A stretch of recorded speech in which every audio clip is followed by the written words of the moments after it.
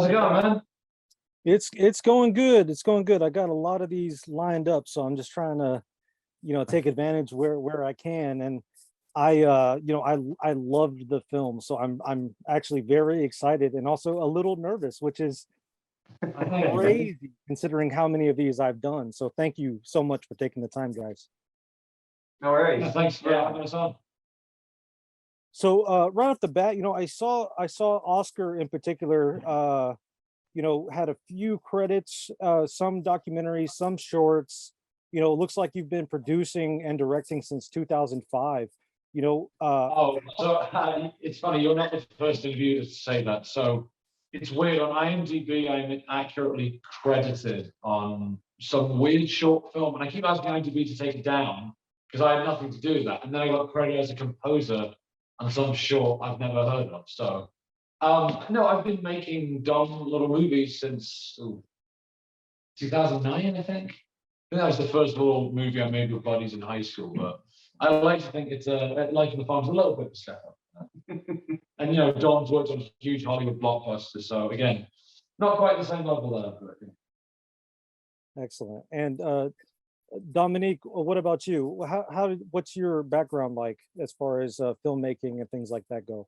Yeah, so I mean, I've been making films, well, as we all did, sort of as kids with our own VHS camcorder or mini DV and everything. I kind of when I came to college and later on, I sort of went down the visual effects route. So that's my background, basically, animation and visual effects, and worked, yeah, like I said, like Oscar was just saying, I worked on a lot of big studio movies and everything. But then I met Oscar and our other production partner, Ed.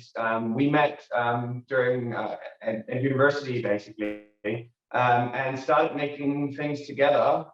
We actually started working in adverts together, made short films, and yeah, I guess we all just sort of stuck together since then. That was in 2014, I believe. 2013, 2014, yeah.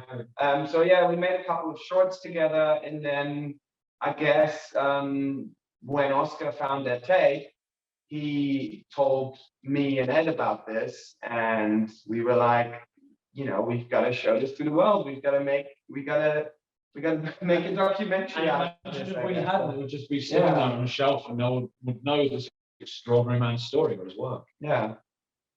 Yeah, so for those that aren't familiar, because I've been trying to introduce this to my audience as soon as it got onto my plate.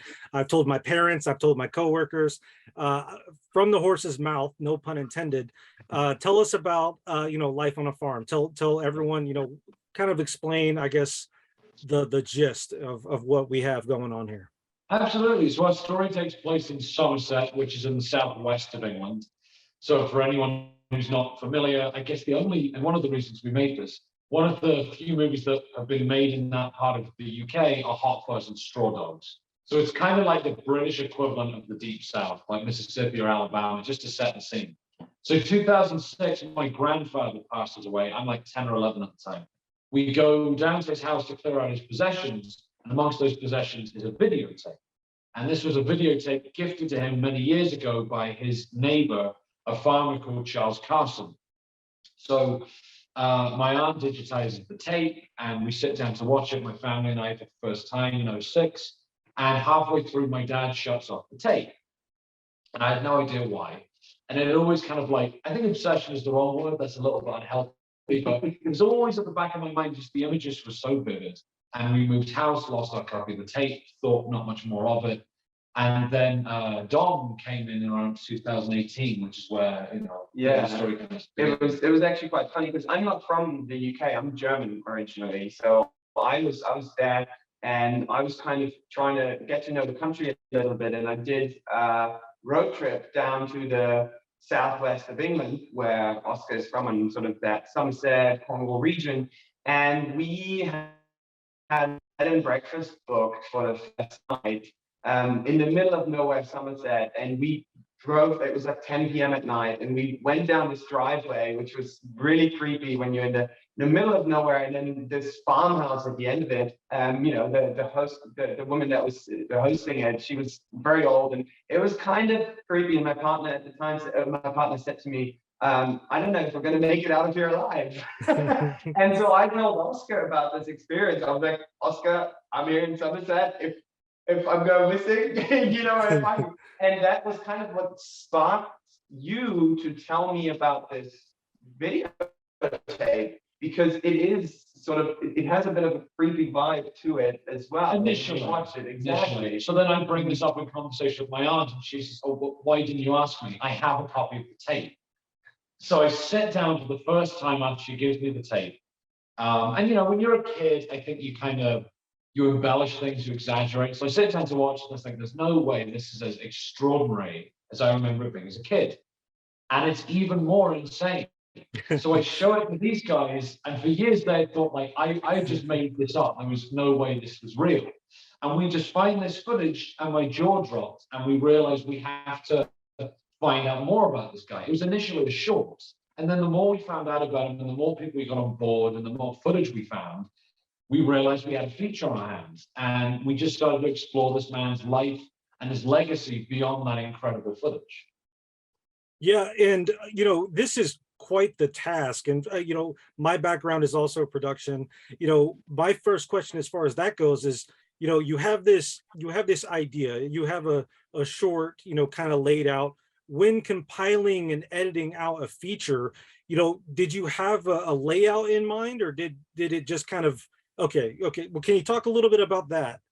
Oh yeah, sure. So obviously, you know, I would credit a lot of the success of this film to our incredible editor, Hannah Christensen, who we worked with before. And, you know, when it's a documentary, it's hard to carve this stuff up. But we decided it would make the most sense to take our audience on exactly the same journey we went through. When you see the twists and turns in the movie, it might, you know, someone a little bit more cinema literate might think, oh, you know, they manipulated this, they, you know, put this twist and turn here because it makes sense to the narrative. But that is exactly how we went through it, you know, from, you know, as the footage itself gradually descends into this kind of like twisted insanity, to, you know, how we found this extra footage and this stuff that comes at the end of the tape that turns his life story on its head. And I guess to add to that, it also takes the audience on the same emotional journey that we went on, because the first thing you do when you see this tape, you kind of, you know, You are inclined to laugh. yeah, you're very inclined to laugh at it, what he does, and you know, it's easy to do that. It's easy to laugh at it, but then the more you find out about him, the more you realize he's just, you know, a lonely old farmer, and it just becomes very sad. And you know, at the end of it, you're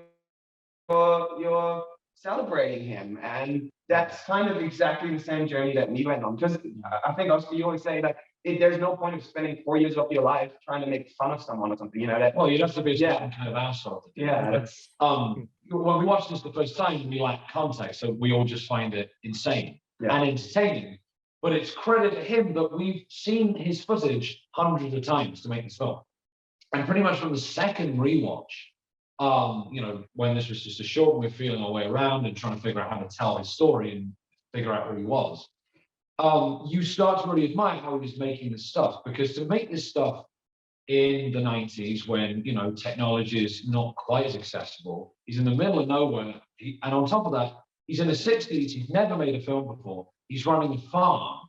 It becomes that much more impressive because, you know, a lot of the jokes he's cracking, you realize that he was very intentionally crafting all of those jokes. Now, admittedly, not all of them land, but the vast majority do. And I think it really is impressive. Like, we would see more footage. He spent years honing his craft. Like, he took his filmmaking very, very seriously. And to go and edit this and then shoot footage of every different villager and create custom edits for all of them, that's a man who's a filmmaker, an editor, and a distributor. yeah. And I just find him incredibly impressive as a filmmaker, considering the context of it all. So we admire the hell out of him. He's like the truest auteur that you can think about, because he just did what he wanted to do, to show to the world, didn't care what people thought about it, really, I guess. And audiences have loved his Yeah. footage because it is so genuine and authentic and coming from a heartfelt place. And we are huge suckers for outsider art and found footage, because a lot of it comes from that same place. It's not forced or staged or artificial like a lot of movies are, you know, the good ones and the bad ones. Yeah, excuse me. I like what you said, you know, kind of about you wanted the viewer to appreciate the journey as well.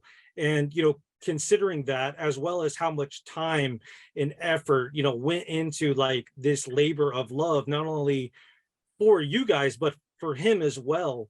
What was it like to finally sit down and watch this with an audience?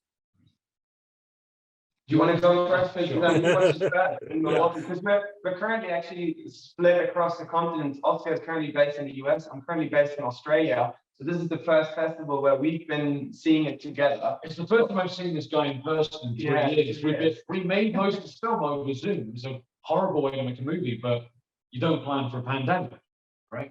But so I was at the world premiere in Milwaukee, and you know, the movie's got a surprise amount of Milwaukee connections. You know, that's where we met Nick and Joe, showed them the footage, and this completely opened this thing up. But that was a lot of family and friends. You go in thinking, okay, well, hopefully they're going to be nice because they worked on it and they know me. The moment we had a second screen in Milwaukee, and you know, you saw this in Red Perth and Sydney Underground, and you know, didn't really know anyone there, so they're not going to be nice. Well, to you. people in Sydney. Oh yeah, but like the vast majority, the moment they all started to laugh and then cry at the end, we've been surprised how many tears have been shed by audiences. Yeah. That's when it was this huge sigh of relief, and thank God they get what we're doing. Yeah, I would completely second that. It's just so relieving. Obviously, at first you go on this venture, you Job right. yeah. But you know, we intentionally show certain clips later on in the film. You know, when we show them at the start, people are laughing at them because it's insane, they lack context. We show them again, and people aren't gasping or laughing. They're kind of, you know, nodding along. Or they're laughing with him as Or well, laughing with the with jokes. Especially, I always find it when the new footage of the second film that you did comes in at the end. People are that's when people are laughing the most, because they recognize that he's trying to be funny, and he is funny. And I think that they're at that point they care for him so much that they're celebrating him and really having a blast seeing him and having so much fun, I guess. And in the edits, in general, all our instincts line up, but there were one or two big creative arguments. And there was this back and forth with the team about, well, there's all this great footage from the second, you know, short film we found. Just why not pepper that in earlier to, you know, show all the good stuff up front and get people to like him more. And I'm really happy with the decision we made to kind of hold that back, so that people are seeing this brand new stuff in a context where they love him, they love his work, and they're going to do nothing but laugh with him because they understand how he made this stuff. Yeah, I also enjoyed the reveal, and that also kind of brings me to my next question as well. Is there anything that maybe got left on the cutting room floor, not only from his stuff, but maybe from some of the interviews or something you guys caught? Maybe I'll jump in. Well, before we get to the cutting room floor, there was stuff left in a dumpster. So what's actually very sad and heartbreaking. Because as we said briefly earlier, Oscar was in the States and I was in the UK while we were making this film. So I was shooting all the UK interviews, and I interviewed Charlie Norman, who's Charles's cousin. The one who got him into film. Yeah, and at the end of the interview, we had packed it all up and we're about to head out. And he was just saying, "Oh, I wish you guys would have come 5 years ago," because I had about 200 of Charles's movies up in my attic, and we moved house, and I didn't have any room to like store them in, so I threw them all out. So I was just this might be all that exists of Charles's film, and you know, it's your first film. They say never read the reviews. We've liked it a few. It's a pretty good response, but you know, there's a very valid criticism from some people saying, you know, I want to see less of the talking heads. and I want to see more of this guy. And we agree. The problem is, this really might be all that exists. And if there's any of his footage that isn't in the film, it's just because, you know, he repeats some stuff, or, you know, it's more to do with, you know, family life, and it's not quite as engaging or entertaining. But pretty much, you know, everything of his that is remarkable is in this film. And I'm just praying that someone in England will see this film, and it happens they have to, you know, have some of this footage, because it would be criminal if this is all that exists. Yeah. But then there were obviously also editorial decisions of things that didn't quite make it in. Like our first cut was 3 hours long. So we had a few talking heads who didn't make the final cut. They were great, but you know, you've got to be brutal when you're editing. You know, we killed a couple of darlings that we all loved because we loved them. It just didn't work in the grand scheme of the film.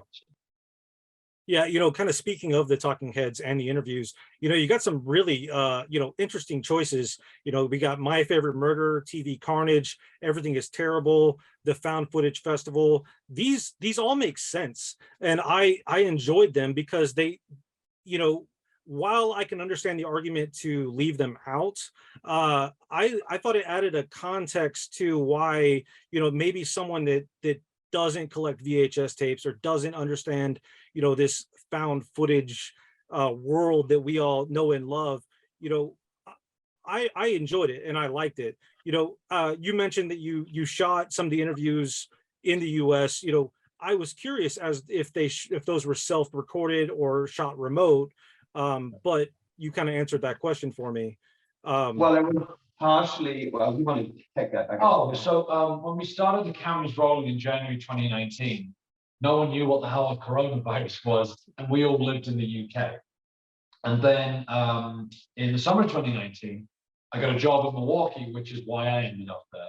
Moved out there, and I said to the guys, you know, look, we've got a little bit of footage for this short film. Don't worry, I'll come back summer 2020 and finish it off. Yeah. And we all know what happened. But in that time, just before the pandemic, I thought, well, I'm kind of stuck here in the US. It would be a shame not to, you know, go and make something while we're doing it. And I realized that there's this real movement in the US for found footage, like everyone you mentioned. We don't really have that in the UK as much, unless our talking heads go over to tour in the UK. And they all happen to be in Milwaukee in and around the same time. So I just hit them up and said, look, you don't know me. I have this footage. Can I show it to you and see what you think? And that was just before the pandemic, where you did Everything is Terrible and the first interview. Those are the first interviews. So that was just before the pandemic still. So right, and then you know, we started to get investment, and you've got to keep this thing moving. In theory, you know, if we had waited to be all together, we wouldn't be here right now to finish up. So I was shooting in the US, and I didn't even shoot everything in the US. We had splinter units in New York and LA. For Derek Beckles and for the found footage guys, because that was when we couldn't travel. That was travel ban and everything. So that's when we had to hire out like an external crew basically to. And you're shooting everything. Well, you didn't even shoot everything in the UK. We had interviews in Belfast that we couldn't. That was it. Well, the Belfast one is the only one that we didn't shoot ourselves. Everything else in the UK, because we were able to travel, we were able to drive around. Like you couldn't, you know, travel from the UK to another country. And you shoot a lot of drive. Yeah, exactly. So we went down to Somerset to shoot all of the neighbors and the people that knew him and everything. And it's a horrible way to make a film. It's a horrible way to make a film. I mean, it's my name credit as director, but you know, Dom and Ed should be up there as well, because you know, half of this movie I wasn't present on set, but I was there on FaceTime and Zoom. You know, if you could, because in Somerset there was no reception. You don't even have cell phone reception. So you've got to trust your team, and we got a lot of access to the locals because of my family connection. And I'm there kind of like talking to people over Skype and Zoom and telling them, you know, you've got to build up a relationship of trust with your talking head. So one, they're comfortable to open up to you. Two, they know you're going to do right by Charles, this person that they knew and loved. And then I have to tell them, great. I'm not going to be there.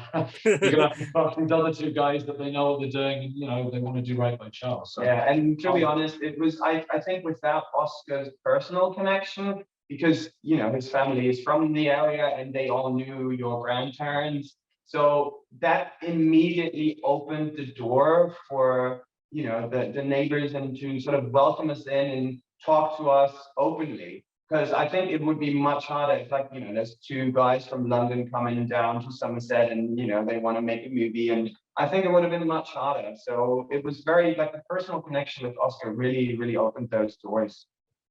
Yeah. Yeah, I really like some of those pieces. I think were like the hit the hardest, and without those, I don't feel like, you know, some of his home videos wouldn't maybe have been as strong. So I enjoyed the Talking Heads for what it's worth. And you know, kind of keeping in mind with my review, I say that this is a perfect companion piece for the film Winnebago Man, and I was curious if you guys have seen that. And then also, Dom, you mentioned driving through like this dark area, which also kind of reminded me a little bit of the trailer for Catfish, which also could be a nice companion piece for this too. Yeah. We've been hanging out with the director Ben Steinbauer all week. Yeah, because it's funny. It just so happened that it worked out. Nick and Joe. There's a documentary about them that's been playing the circuit and is also playing him. Chop and Steel. Yeah. And it, you know, we realized that we have a lot of crew in common. You know, two of our producers are in their documentary or Ben's documentary about them. I love Winnebago Man. JD Rothbard is in Exactly. Chop and Steel as well. So yeah, there's a lot of overlap. And obviously Nick and Joe, the guys from Fan Footage Festival, they came on board as executive producers for us. So, you know, they helped us. They basically make this possible as a feature. And yeah, so between that and like the story opening up, but yeah, we owe everything to Nick and Joe. They've been our champions. You know, I would love if they had a chance to meet Charles. Yeah, I would love to. Yeah. He passed away before I really knew who he was.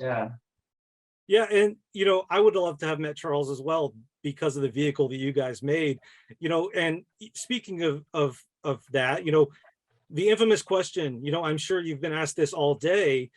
You know, what are you guys going to be working on next? Is there another weird documentary up your sleeve? I'm excited to hear what you guys have to say. It's tricky. We are working on a movie, a short doc actually, that's shooting in Milwaukee right now. It is about another extraordinary man with an extraordinary story. We can't say much about it. All I can say is it's about a king in exile, and we're going to have to keep it at that. But you know, we never planned to get into documentaries. We both love them. I don't know about you, Dom, but I always felt we needed a very different kind of skill set because we met up and narrative and scripted was our first love. And this fell in our lap and we realized, screw that, let's change the plan. But the other thing we've been working on is a documentary directed about child refugees. So which is very different. Completely different. But yeah, no, the other one, the one we're shooting in Milwaukee, that's more close to similar tone and similar style, I guess, to Life in the Farm. And you know, this will be our first, you know, truly American project. So I'm really excited to like tap into the American Midwest. One of my favorite movies is American movie. So I'm psyched to be shooting in Milwaukee. We had our world premiere where Mark Borchardt had the world premiere of Coven, an American movie. So excellent. Yeah, I actually have the VHS of his signed back there. Nice. And then I live right around the corner from the video store. He still doesn't have VHS. That is wild. Yeah, I believe the Blu-ray is about to get re-released for the first time ever. So that's exciting. But before we go, you know, is there anything else you would like to mention? Where can people find you? Where can they find out more about Charles and life on the farm? Well, in terms of where they can find out more, I mean, your guess is as good as ours. I'm really hoping that once we start to play England more, we'll find out more stories about him. And I'm praying there's more footage. But I guess if people haven't seen the movie, it's going to be playing a lot more festivals coming up. We've got Film Quest next. We've got Terrifying New Zealand. We've got we're playing in Poland, Romania. So it's going to be playing a lot of festivals, and fingers crossed we can't say too much, but there will probably be some sort of release as well. But yeah, we don't want to jinx anything. I just hope we can get this out to more people. But yeah, if you're interested in the film, we have a website. It's alifeonthefarm-movie.com. So Alive on the Farm, all at one word, -movie.com. You'll find our social links there. And our production company is called Sonderbar. Sonderbar.co.uk is our website. He came up with that name because he's German. Well, thank you guys for your time, Oscar, Dom. I absolutely love the film. It has been my favorite film of Fantastic Fest. That means a lot. Thank you. Yeah. I've rated it the highest of everything that I've seen, and I've seen quite a bit. Here at CineDump, we let the doers know how they're doing, and you guys are doing just fine. I can't wait to see what you guys are doing next. Thank you again so much for your time and, spending the time talking about the film. Thanks, man. Thank you for having us. No, it's been a pleasure. Excellent. Well, I will let you guys go. Talk to you later. Thank you Great. again. Yeah, Thanks, thank man. you.